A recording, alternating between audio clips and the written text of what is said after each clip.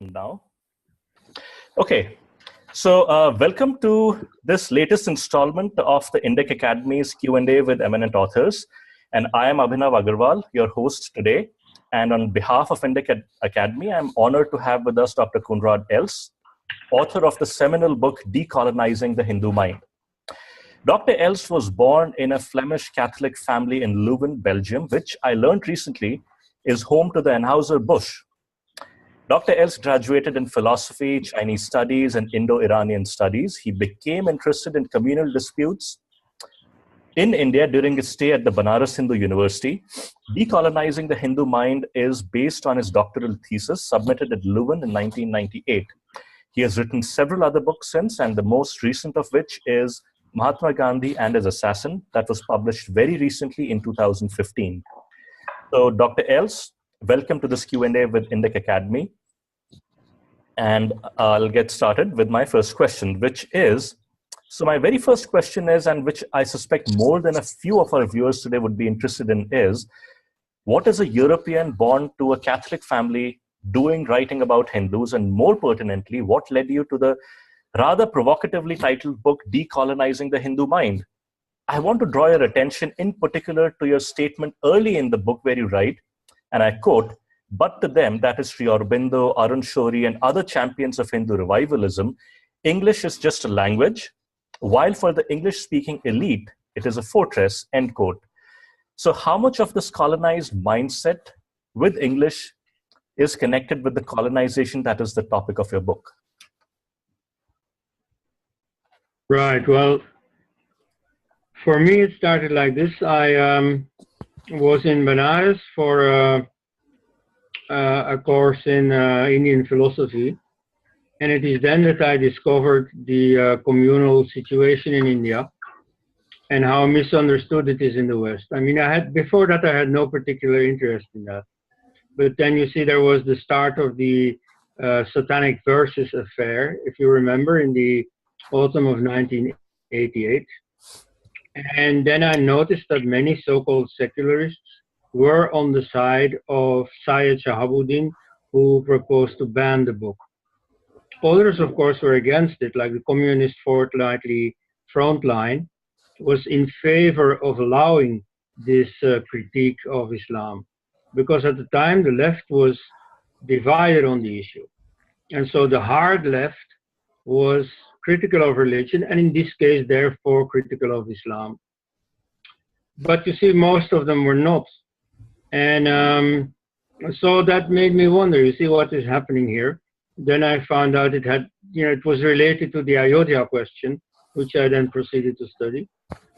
So what someone born a Catholic and so on in the distant West might be wanting here is simply to find out the truth. I was just surprised by what was happening, and I wanted to find out more. And then one thing led to another. Now, the role of English, you see, right now we are speaking English, and it just happens to be practical at the moment. Indeed, you see, in my personal case, I don't think that I would ever learn an Indian language to the same extent as you people speak it. So for me, it's practical. And if I'm very much against the role of English in India, it is a plea against self-interest. You see, I think every nation should function using its own language, and then English can be learned as a foreign language, just as it is for me. So the role of English could now, for most Hindus, be just a matter of convenience. It is there, it is the dominant language, so it's practical to learn it. But for a class in India, it is simply an element of self-identification by which they want to set themselves apart from the backward natives, as they consider you. And so I wanted to draw attention to this distinction. For instance, the Hindu nationalist Sri Aurobindo, who was very good in English, who had gone through the whole Western curriculum, who knew Latin and Greek and German and French, it was just a matter of convenience. He adopted the conviction that India should rise up, that India should become independent and so on. And English was just there. He could communicate with a lot of people using it, but not more than that. Whereas for the Indian elite, it is a means of becoming part of the Anglosphere, of emancipating from being backward Indians and becoming, so to speak, honorary Americans. Okay. I don't think there's anything to disagree there. I'll say that, so you are, moving to my next question, you are quite direct, and I would say, some would even say harsh when you write that even among committed Hindus, and I quote, there is not always much life in Hinduism except in the elementary sense that the rituals are performed. Ignorance and inertia are rampant, end quote. And then you quote the late jurist Nani Palkiwala, who said that India is like a donkey carrying a sack of gold. So how much of this is to do with the calculated destruction, in the words of Claude Alvarez, of the idea that other cultures may have had thriving technologies? And how much is this related to the fixation with English that you write about? You talked about English as being a means of self-identity for some people, but and you hinted upon English as being a way for a lot of Indians to identify themselves with the Anglosphere. I'll throw in one more question out here, which is that in your studies so far, have you come across any other society, culture, civilization which has had this level of colonization via English as a language?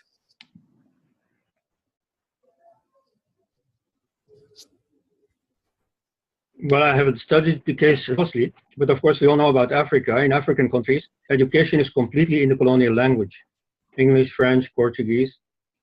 And there they completely identify modern education with the former colonizer.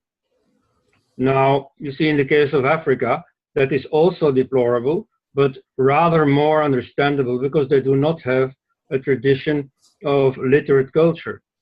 So to them, you see, literate culture is automatically identified with English, French, and so on. Whereas in the case of India, they have a very large, very sophisticated literary culture going back thousands of years. So it is demeaning. You see, it is self-humiliating for Indians to behave like Zimbabwe. They needn't do this.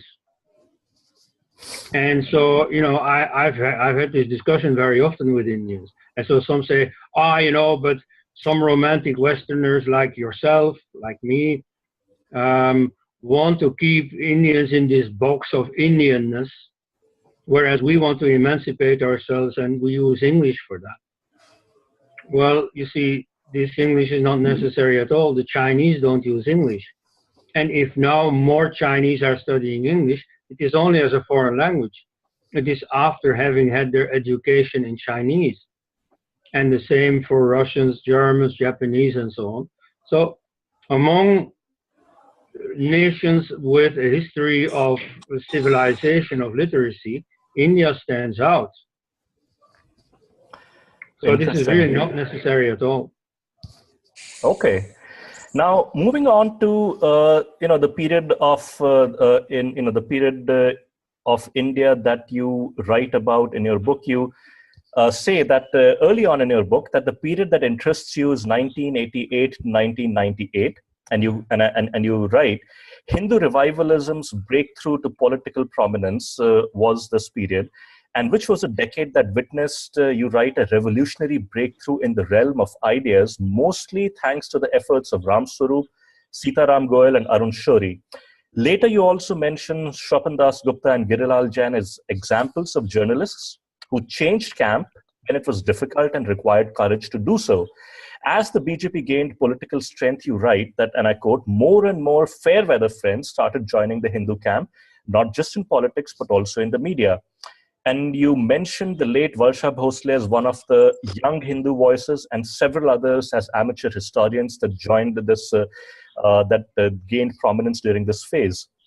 Now, this book of yours came out in 2001, I believe. So in the roughly 15 years since the book first came out, Are there others who, in your opinion, could be added to this list? Your name, of course, being the obvious and a notable, choice. But has the right-wing intellectual ecosystem shown any signs of nascent emergence, or is the Hindu right-wing still dependent on lone individual efforts working without any kind of an institutional support that the left, for example, has enjoyed for decades? Well, those fair weather friends, I certainly would not include them in any kind of intellectual revival of Hinduism. You see, they are good at photo opportunities and appearing on TV and so on, but they don't contribute anything substantial. And by the way, I wouldn't want to include the late Varsha Bhosle among them. On the contrary, I think she expressed her genuine conviction when she supported Hindu causes. But you see, since then, a certain awakening on the intellectual side has taken place, but it is very marginal. It includes only a few people. You see, there are now a few internet papers that are doing good work, like India First, like Swarajya, like Vijayvani, and so they make a difference, and it is very good that they are now easily accessible for everyone. Because you see, in the 90s, you were still locked in the position which was allowed for you by the dominant media. And now you can bypass them, and you can at least reach those who are interested. You cannot reach the ground public yet, but it does make a difference. So on that score, you see, there is a certain progress, but on the other hand, within the official Hindu movement, you find less and less Hindu conviction. You find more and more time servers. You find a very lackadaisical attitude to Hindu causes. And so now that the BJP is safely in power, I find it is mostly enjoying the fact of being in power. Admittedly, of course, doing some very good work on the economic front, on the security front, on the public hygiene front. But in terms of Hindu causes, it is just another Congress.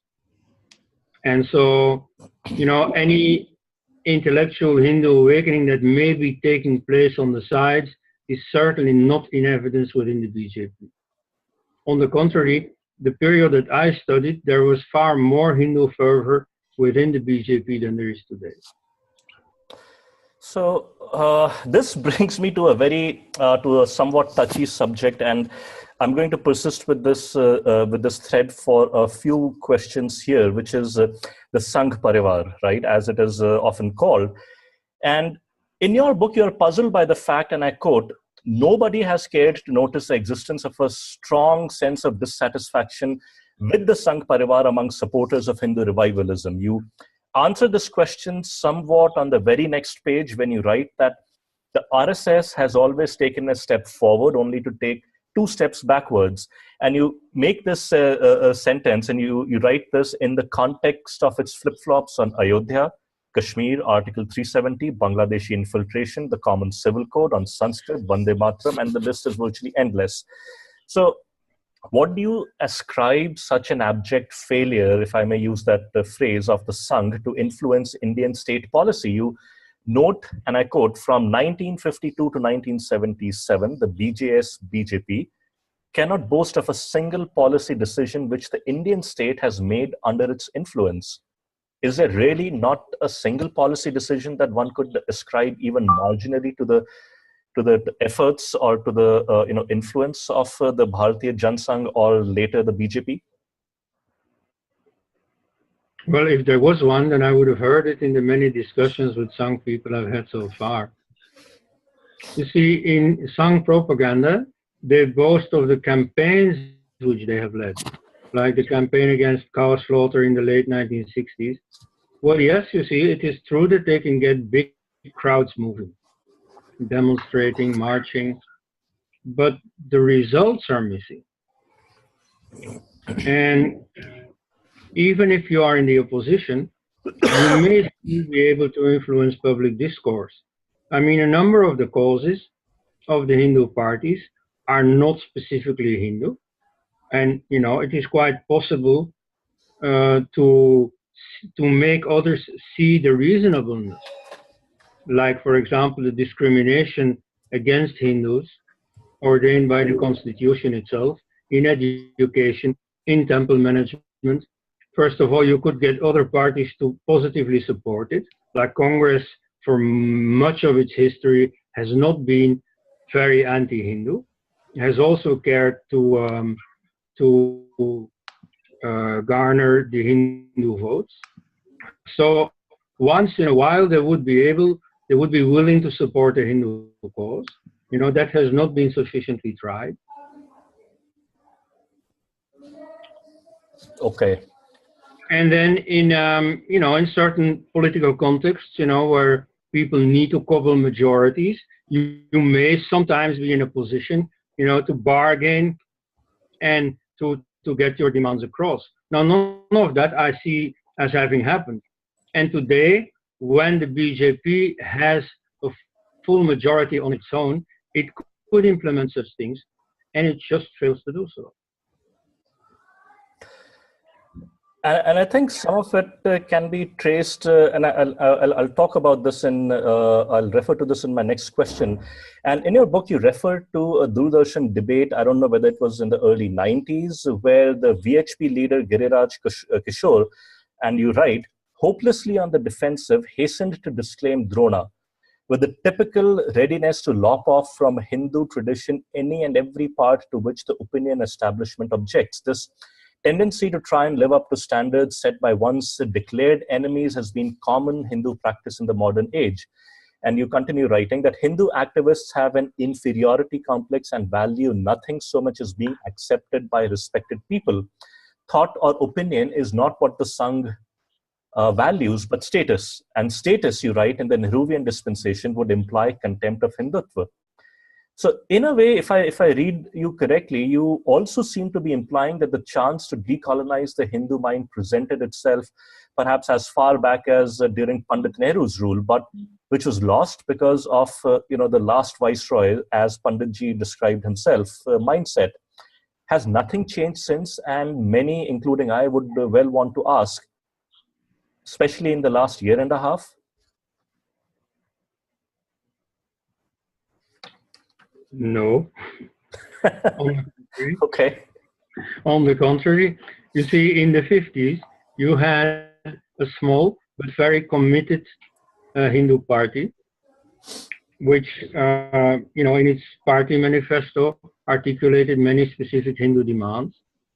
These have been softened and softened and softened when it had become the BJP. And now that they have come to power, they have been completely forgotten. And, you can't blame Pandit Nehru, of course. There's a lot of criticism possible of Pandit Nehru. But, you don't have to stop yourself from doing anything just because somebody else is not doing it. So you can't blame Pandit Nehru forever. What have you done? That is the question. And so the RSS has been boasting a lot of being the vanguard of Hindu society and so on. Well, if you see how Hindu society has evolved in the last 50 years, I don't think that is a reason to be proud. All this Americanization that is presently taking place, does that show the RSS as the vanguard of Hindu society? Well, in that case, it turns out that it's not really a Hindu movement. And so, since you do want to address the question of the Sangh, what I think of the Sangh is simply, very many common Sangh people are very all right, very committed. And, what they do in terms of social work is very impressive. It's systematically played down by the enemy side, but it is very much there. However, what is failing is the Sangh leadership. All this positive energy of the common people is not being taken anywhere, is not being used for any meaningful purpose. So on that track, I'll stick with the Sangh with perhaps one or two questions more. you are fairly detailed in your criticism of the Sang's unusual intellectual poverty. You call it in one place, and its arrogance or its intellectual bankruptcy, so to say. You write that the Sangh has deliberately chosen the non-intellectual mode of functioning, and as an example, you present the Deen Dayal Research Institute as an example, which you say since its foundings in the 1970s to the time you wrote your book, had, I quote, published hardly anything that can be called a work of solid Hindu scholarship. These are the words of a Sangh critic that you quote. And you evidently share this analysis because in describing the hijacking of the Congress by communists as an example, you write that Gandhian do-good emotions proved to be no match at all for Marxist intellectual work. So my question really is that, and obviously there is, you quote and you write about in some detail the example of how Sitaram Goel was constantly hampered more by the Sangh than even the Congress in his work. So sort of two questions that I want to ask you. First is that, one is that, can you talk a little more in the context of the last 15 years? And you've sort of already answered the question that in the negative, but with the growth of several ventures, and you referred to Swaraj and India Facts and others that have sought to build a more rightist discourse in the media, but from a more institutional question of the Sangh, do you still see it mired in its quote-unquote anti-intellectualist dogma? Well, I haven't seen any change there. So the default answer would definitely be yes, they are still in that anti-intellectual mindset. You see, back then it was being justified like this. They said, do you need to read a book to love your mother? Yes. And so you can love your motherland, you can be patriotic without any intellectual work. Well, yes, as an emotion, that is certainly correct. But in the modern world, you have to function. You have to be able to hold your own in argumentations. You have to justify the policies you propose. And therefore, it is just simply necessary to be able to articulate your position intellectually. You have to be able to hold your own in debates, for example.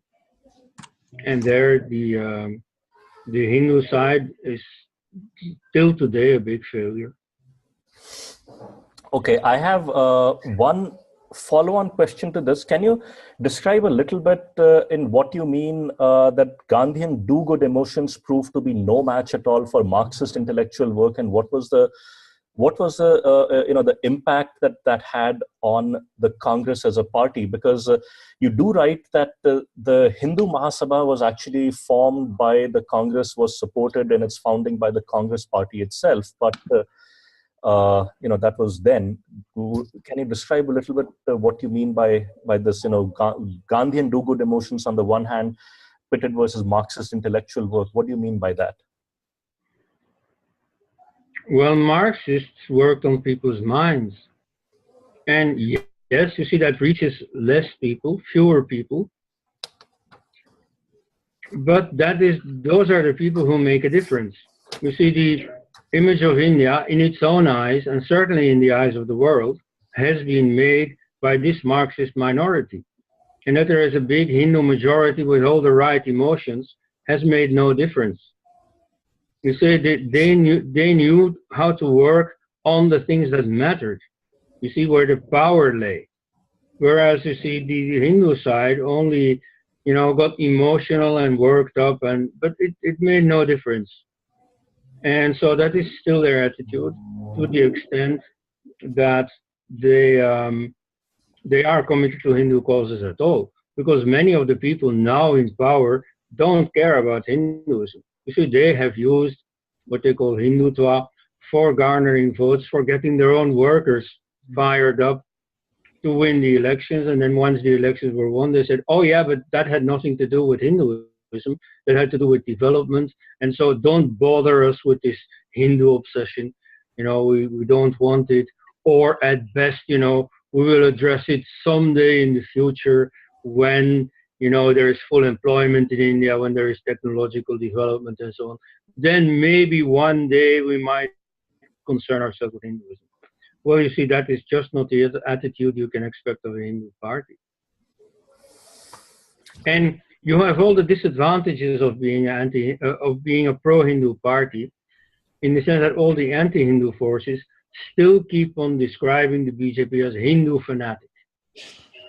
So, like you may have heard of the very recent incident in Irvine University in California, where, well, I guess it's fair to say a Hindu lobby group has failed to finance a number of chairs there because the left inside the university opposed them. You see, identified them with Hindu nationalism and said that, you know, from those people, we don't want anything. We don't want to cooperate with them.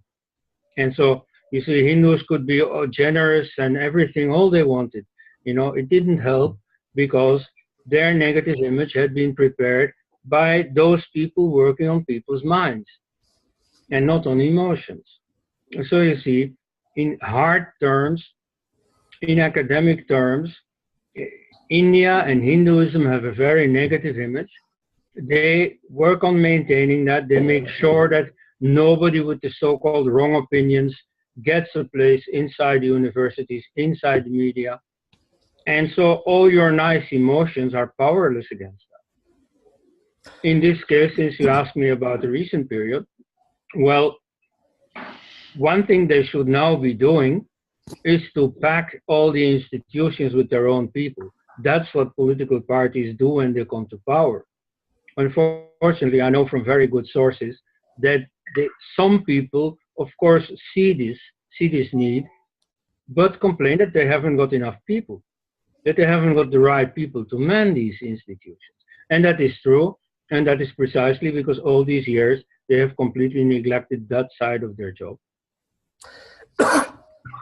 Excuse me. So basically, you're saying that even when out of political power, the right wing failed to build the intellectual ecosystem that would then be in a position to provide the raw manpower that they needed to man these institutions, that now you say that the right wing, even among those in the right wing that feel the need, still are hampered by the lack of such intellectuals or academicians, in your opinion?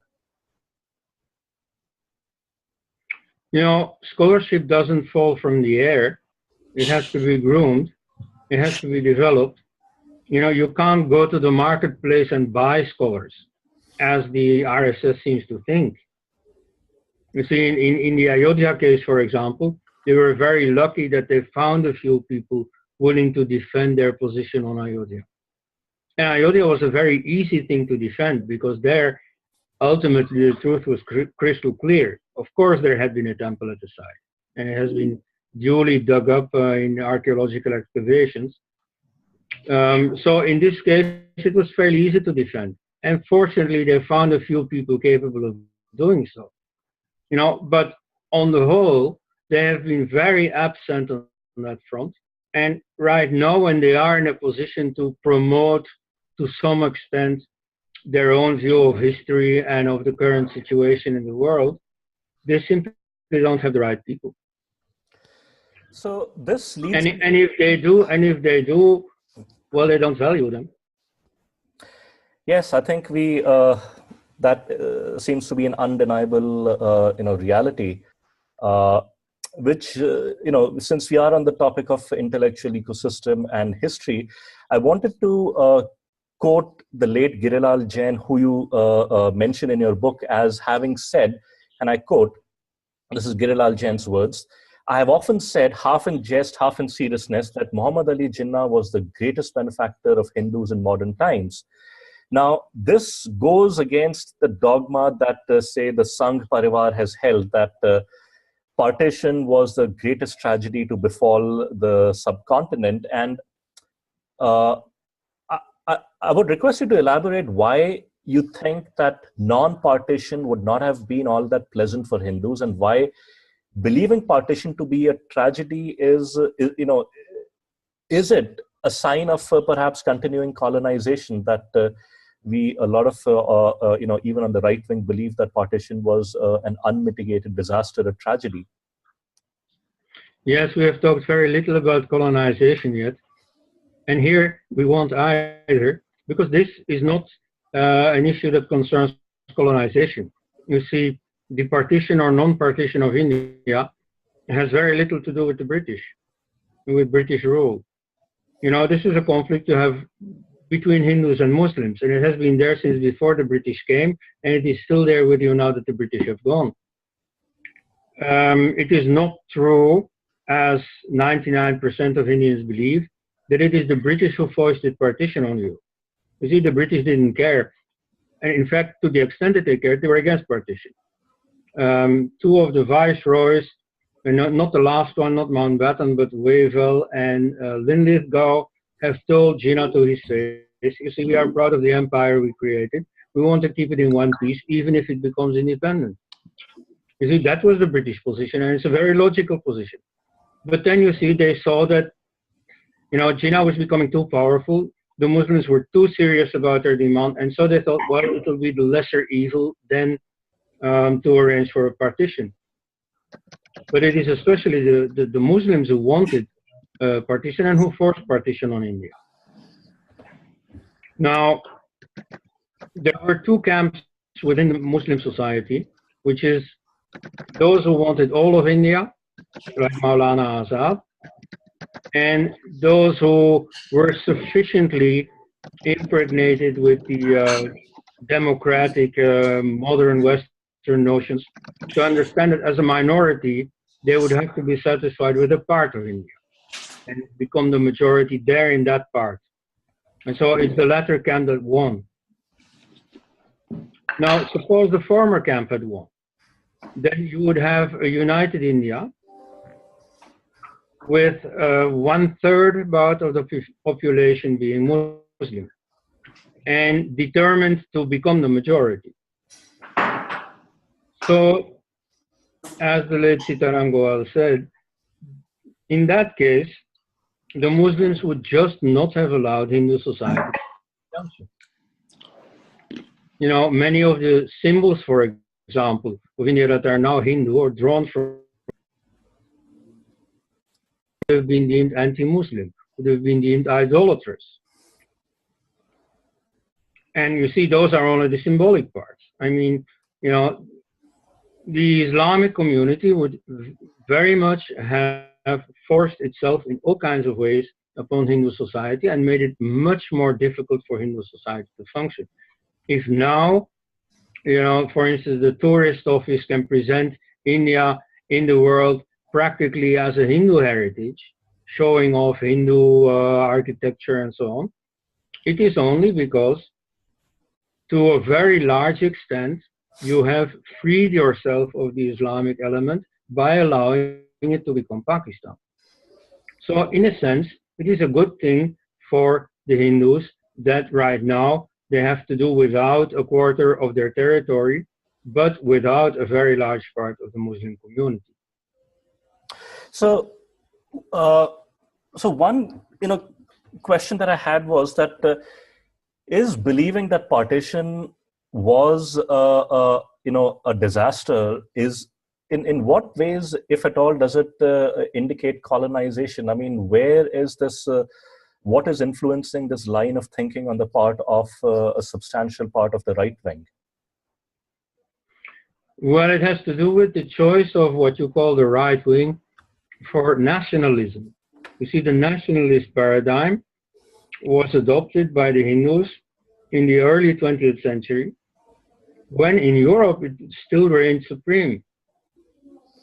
You see, the First World War was a war of nations against one another.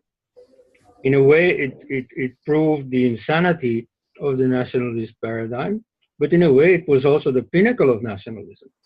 And so in the 1920s, nationalism was a matter of course. And so when the Hindu Mahasabha and the RSS were created, obviously they took to that paradigm. Also, it was the time of the freedom movement, which was a nationalist movement. So, I mean, everything prompted nationalism. But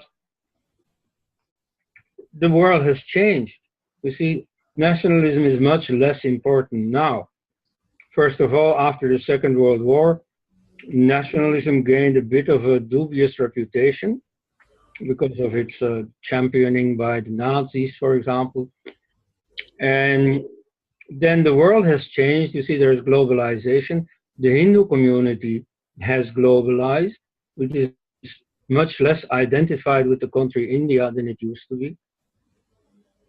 So, commensurately, it would be right to de-emphasize the nation.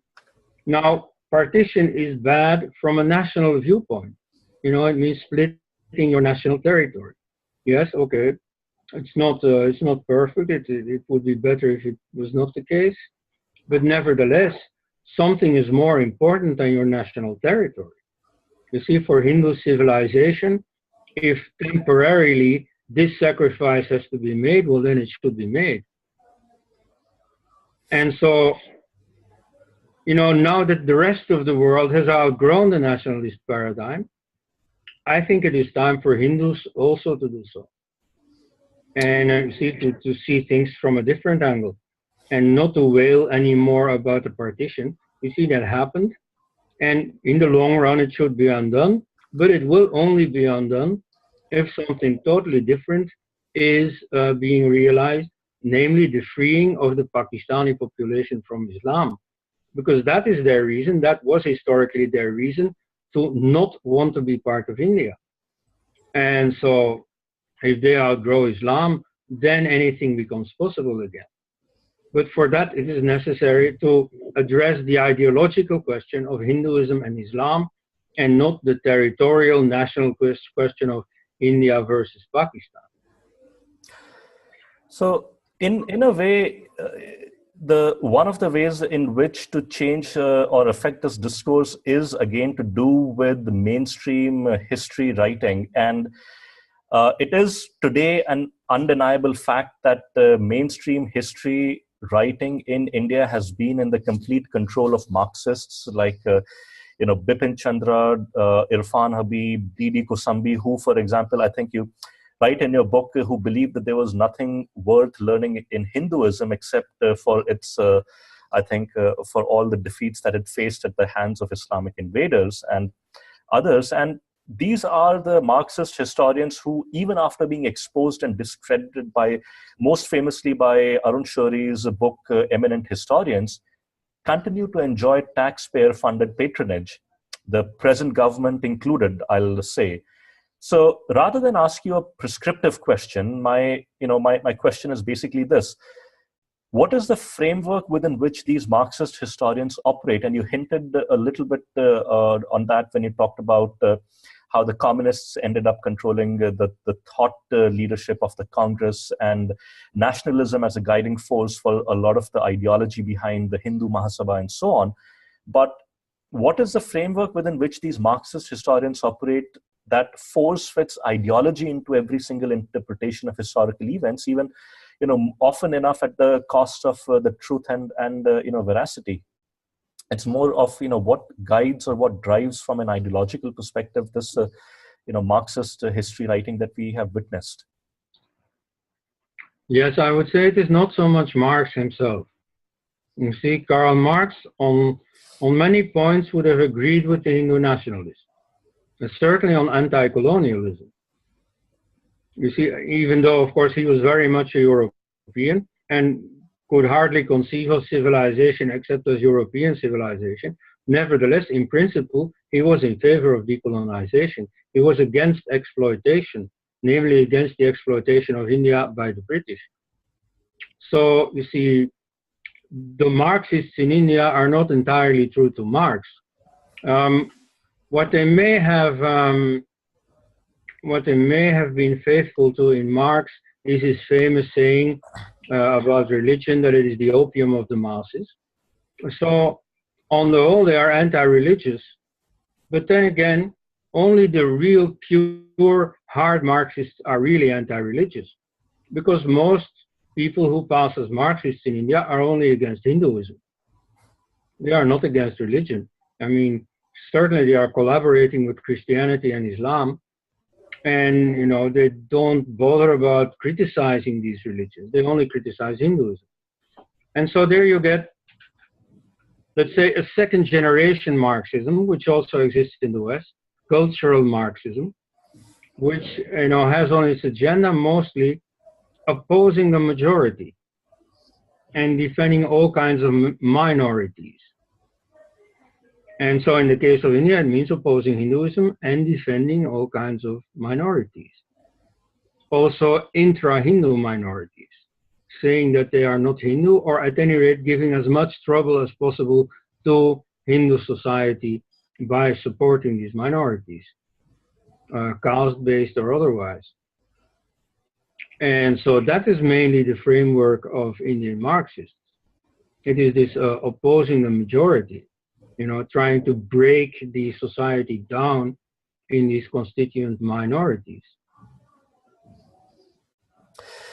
I'll move on to towards a topic that forms the latter part of your book, which is specific grievances of the Hindus, and one is the constitutionally enforced discrimination that exists. And my question is that if you look at this constitutionally enforced discrimination, how much of this has been the result of the colonization and how much of this has actually contributed to the colonization of the Hindu mind?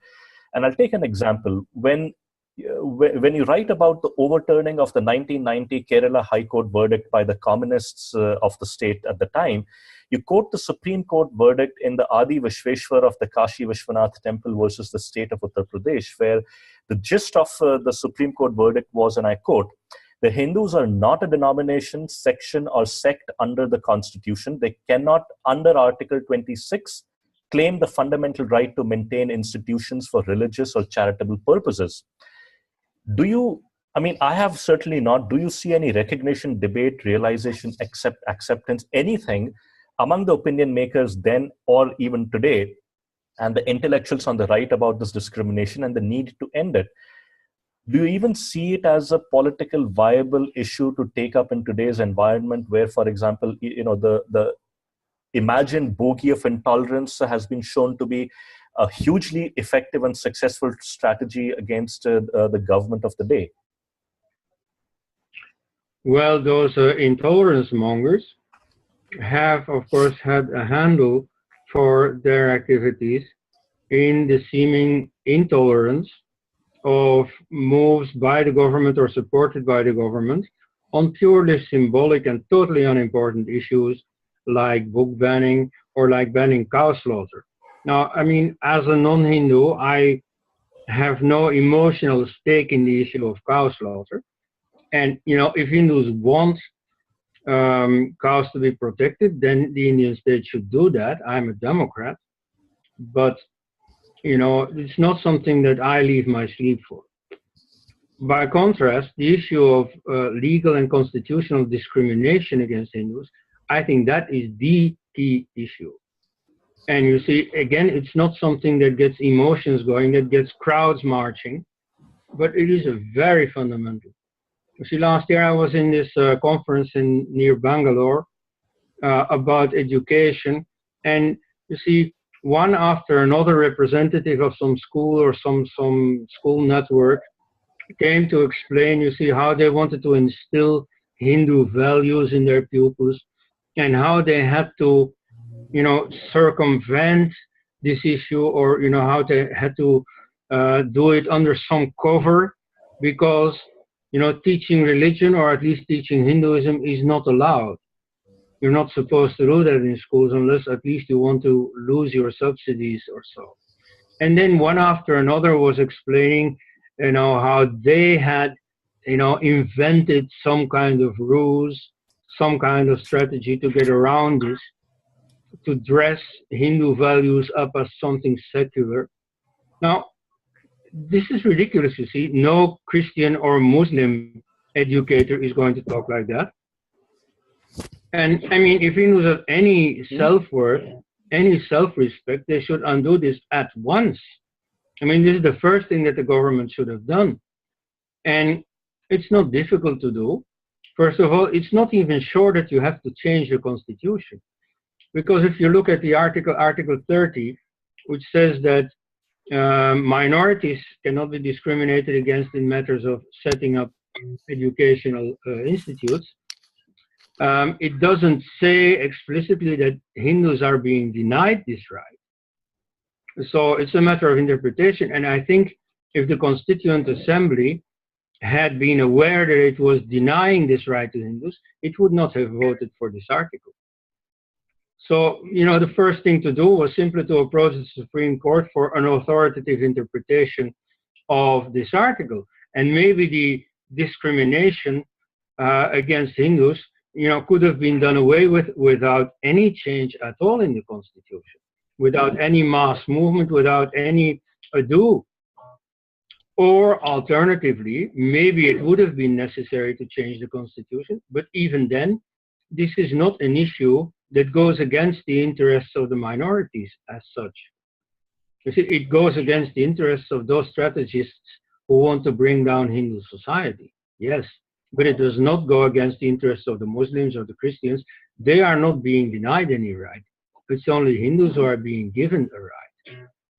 So that's something far better to do. It has much less to do with intolerance, with Hindu fanaticism and so on. It simply means equality for all citizens.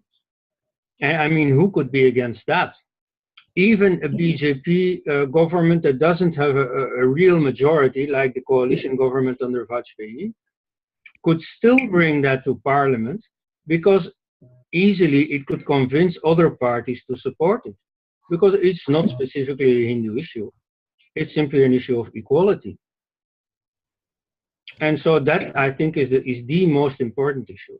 Related to it is the issue of temple management, which of course has a lot of local complications and so on, but essentially is the same issue, namely the rights which are accorded to the minorities should obviously also be accorded to Hindus.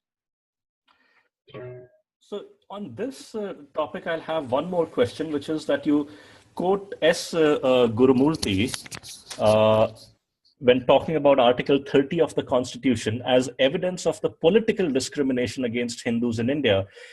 And things seem to have taken a distinct turn for the worse with the enactment of the Right to Education Act of 2009, which ironically was passed with the support of the BJP, and which has, and the party, the BJP namely, has not shown any inclination to want to correct this and, manifest anti-Hindu bias in the Right to Education Act.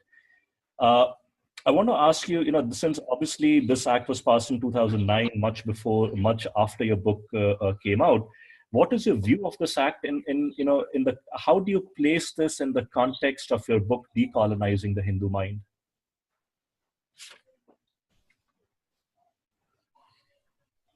Well, if other parties want to do things that go against Hindu interests or have the implication of going against Hindu interests, that should be no surprise. But that the BJP does not see these implications, that is worrying. You see, in this case, you see the problem with other parties is not so serious. Many of them are not per se against Hinduism. It's just that in particular situations, they see their interests as lying in, appeasing the Muslim community in order to get their votes or something. And then, if it implies that some adverse effects exist upon Hindu society, well, then so be it. Because Hindus are not militant enough to rise up in arms against that anyway. But it's not that they have a heartfelt, conviction, that goes against Hinduism. So, the BJP could convince other parties many times. It is the BJP itself which is the problem, because it has a very wobbly sense of commitment to Hinduism. It doesn't know very well where its mind is. To a very large extent, it has interiorized the anti-Hindu prejudices that the secularists are spreading, because they too read the Times of India and so on, and gradually those ideas are seeping into their minds, And so the original commitment to Hinduism that I still saw in the Bharatiya Jansang documents, that there very little of it is left in today's BJP. So I wouldn't have imagined the Times of India to be, the vehicle for anything, intellectual. But leaving that aside, I see that we are almost out of time. I do want to, before we end, I want to ask you one question. That your book is a veritable encyclopedia of the causes and symptoms of the colonization, and you cover the entire landscape in an almost encyclopedic fashion. In the light of your experience of the last 15 plus years since this book came out, if I had to ask you to enumerate, say, the three things that need to be done to decolonize the Hindu mind, and I do realize that your outlook and your prognosis is not very optimistic, but nonetheless, if I had to ask you to enumerate three things, what would they be? Well, I haven't thought about that yet, but the very first thing, of course, would be to do away with English. Yeah, Angrezi Hatao, because if you have to go through the effort of rewriting all your textbooks in Hindi or Sanskrit or whatever language you choose, that effort alone will already make you very conscious of your own Indian heritage and your own typically Indian viewpoint. And then the effort of people to practice science in the same language in which they talk to their cleaning lady or the tea boy or something, that makes a whole world of difference. I mean, in my country too, this has happened. French used to be the language of culture, and Flemish was being spoken in very, ordinary contexts. And yet, you see, it became the medium of education and of administration gradually. And so, if you have any self-respect, if you want to be really post-colonial, if you want to forget about the history of colonialism, well, then obviously the first thing to do is to do away with the colonial medium. When the Constituent Assembly spoke about national language, nobody was voting for English. The choice was between Sanskrit and Shuddh Hindi. And so to that generation, it was totally obvious that they had fought against the British. Obviously, they were going to do away with the language of the British. And so I think that is the very important thing to do. Otherwise, you see, well, society can take care of itself. Hurdles like discrimination against Hindus in education have to be taken away. But then you see what Hindus do with education, that is up to them. That is not up to the state. I see. Okay. We are coming to the close, but I did want to open this up for a very, very, very brief Q&A from our participants. And I have some questions that have been coming in through chat. If we cannot cover through all the questions that come in, I will collate them and send them to you separately via email, and we can share them in an appropriate forum. But I'll take the first question, which came in from Jitu. And he says that Marx actually says this. Marx was of the view that British rule in India was fulfilling a double mission, a mission destructive as well as regenerating. Marx believed that the ruin and devastation caused by British colonial rule was a terrible but necessary price for the only social revolution ever heard of in Asia. So his question, Jitu's question is, so how did he oppose colonialism? Well, in principle, he opposed exploitation, but of course, even in his analysis of the situation in Europe, he appreciated the role of capitalism. You see, the fact of being against capitalism in his case does not mean that he suspended the power of discrimination. There's a difference between what he wanted for the future, which was a fight against capitalism, the abolition of capitalism, and an analysis of the role that capitalism had played in the past. Before that, you had feudal society with all kinds of specific roles, inequality between different classes of people, justified by this edifice of religion. And so the role of capitalism historically was to shake up this whole edifice And so similarly, the role of the British in India was similarly to shake up the whole rusty edifice of Hindu society. So you see, to that extent, to the extent that they want to shake up Hindu society, to that extent, the Indian Marxists are true to Marx's view. That is correct. Okay. Okay, so we will open this up for our viewers to ask two questions. And to do that, I believe all of you are muted. So you can unmute your line and you can ask Dr. Elst your question. We are actually out of time. So I'll request you to keep your question brief. After this, you can always send your questions in via Twitter, or once this video is up at YouTube, you can post your questions there. I'll try and collect and send them to Dr. Elst, but please go ahead and ask your question. Hello, sir. This is Santosh. I have one quick question for you. I appreciate for all your, encouraging thoughts. Sir, my quick question is how we can counter these missionaries, money, and the media, which has, the greatest threat I could feel in the 21st century for Hindus, apart from the Islamic invasion for the last 1,000 years. Well, as for money, I often hear Hindu money bags boasting of how good they are at making money, how in America they are the richest immigrant community and so on. So money should not be a problem. Earning money is not a problem. It is spending money that is a problem, because many Hindu money bags are spending their money on the wrong causes. Yes, sir. Okay. Then as for media, well, one thing to do is to create better media, is to create your own media. And you see, the commercial media will largely fall in line because they have an eye on the market. And if they see the wind blowing the Hindu way, then they will adapt to that. It is because now being anti-Hindu is fashionable that they also are anti-Hindu. But that needn't remain like that.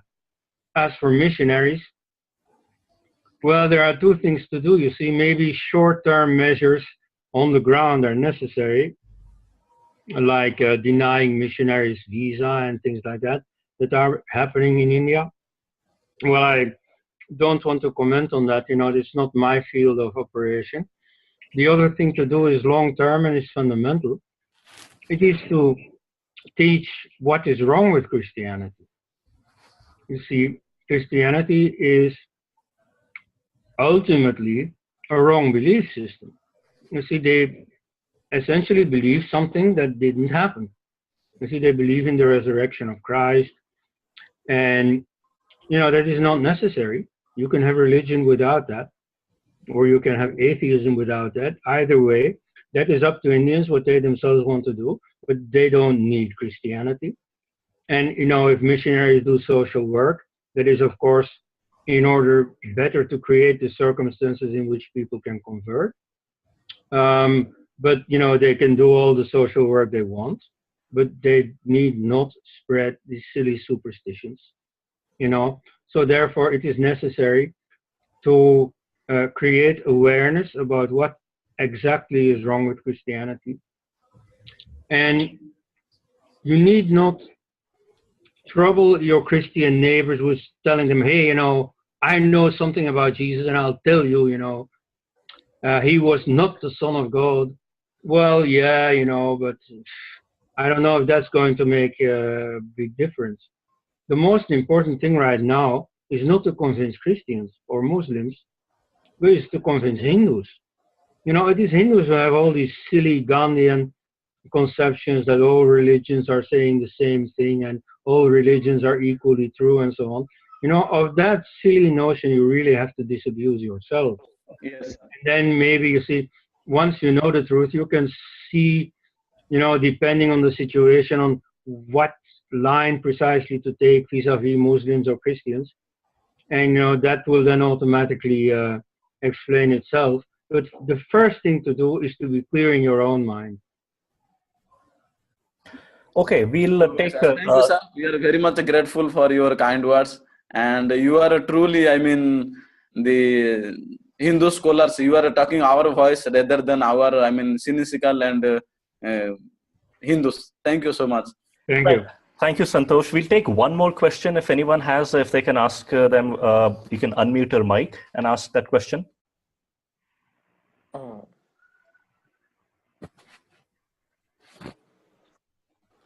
Okay. Yeah, Koenraad. My question is about this the lack of purchase of Hindutva or Hinduism, and whether or not the underlying problem is that because Hinduism is basically a missionary, it's a Christian theological idea based on missionary writings.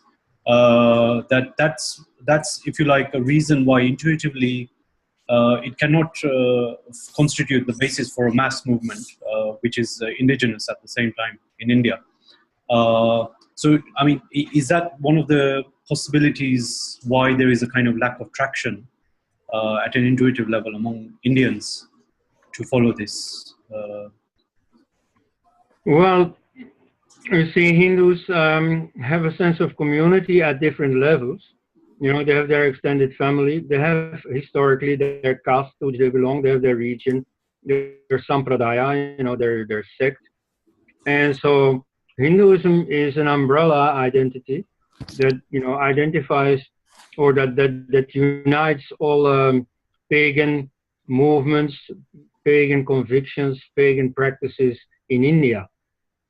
So there is no doctrinal unity necessary. You know, like if you ask if tribals are Hindus, if Buddhists are Hindus and so on, well, by definition, they are Hindus. Because Hindu originally meant an Indian pagan, an Indian non-Muslim, and, you know, if you care to define it that far, a non-Christian and non-Jew as well, but an Indian pagan of any kind. And so that doesn't say anything about what these people believe. Like, not all Hindus have to believe in reincarnation, for instance. You know, it's a very common belief, but nothing says you have to believe in this in order to be a Hindu. So, you know, at some levels, Hinduism can be a uniting ideology, particularly during the freedom struggle. You see, every community wanted decolonization, wanted to be rid of the British. So, but I agree that that right now in current politics, people identify a lot more with their own caste, with their own little group. And so to that extent, yes, you see Hinduism does have a problem that Muslims, Christians have to a much lesser extent. That is true. But then, you see, it is not necessary to believe the same things. You know, Hindus have a sort of a common terrain, you know, a common ethics, a common way of life to some extent where they can meet one another, and then they can withdraw into their own community at the appropriate time. So there is no conflict, there is no contradiction between this common umbrella identity and then more specific, more local identities. Not in Hinduism, at least. Excellent. Thank you so much, Dr. Elst, for not only taking these questions from our viewers, but also for having this Q&A. In closing, I would like to again thank you on behalf of our viewers and the Indic Academy. And the book that we discussed today was Dr. Koenraad Elst's Decolonizing the Hindu Mind. It's been published by Rupa Publications, and Dr. Elst's latest book, Mahatma Gandhi and His Assassin, just came out a short while back. It's available, I believe, from leading e-commerce sites. So I would encourage you to take a look at both books. I will post these, the audio and the video recording online, and I'll send out links. And once again, thank you, everyone, and have a good day. Thank you. Goodbye. Bye. Thank Good you night. so much.